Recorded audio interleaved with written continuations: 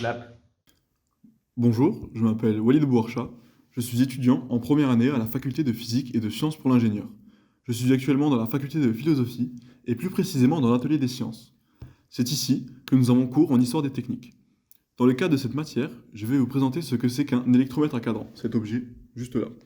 Alors un électromètre à cadran, qu'est-ce que c'est? Eh bien, c'est assez simple. C'est un outil qui nous permet de mesurer l'intensité et la radioactivité d'un élément. L'électromètre est monté sur trois pieds réglables en hauteur. Il mesure environ 60 cm de haut et est composé intégralement d'une armature métallique. À l'intérieur de cet électromètre, nous pouvons retrouver un papillon métallique. Ce dernier est relié au sommet de ce tube et est relié avec une corde. Cette hauteur de tube nous permet une plus grande précision du papillon qui lui va osciller à l'intérieur. Au bout de ce papillon métallique, nous retrouvons un miroir.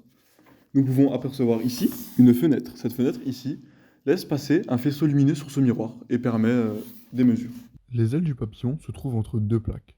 Une vis permet d'ajuster les plaques afin d'avoir une plus grande précision dans les mesures. On peut dénombrer 8 cadrans non reliés entre eux. L'électromètre trouve ici la justification de son nom, électromètre à cadran. Cet objet ne fonctionne pas seul. Pour un fonctionnement optimal, l'électromètre à cadran doit être accompagné de deux éléments. Tout d'abord, le premier élément, c'est un étalon de charge électrique qui est indispensable à son fonctionnement. C'est simplement un quartz piézoélectrique. En d'autres termes, c'est une lame de quartz et lorsqu'on pousse ou on tire dessus, cela va émettre un courant de charge électrique. Cette propriété a été utilisée par les Curie. Ensuite, l'électromètre à cadran doit être accompagné d'une chambre d'ionisation. Il s'agit d'un condensateur dans lequel on introduit l'objet à étudier. Plus l'objet étudié sera radioactif, plus il émettra du courant électrique.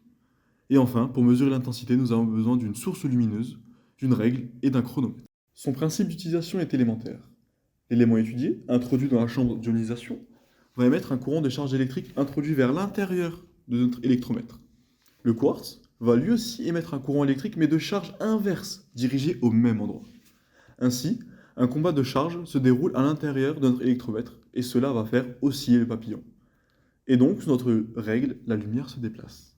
Pour déterminer l'intensité de l'élément étudié, ce qui nous intéresse est la période d'oscillation et le temps.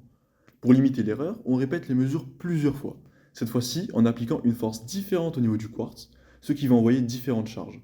Et cela va nous permettre d'avoir différentes valeurs et donc de limiter la marge d'erreur. L'électricité et la radioactivité étant des valeurs liées, nous pouvons ainsi en déduire la radioactivité de l'élément étudié.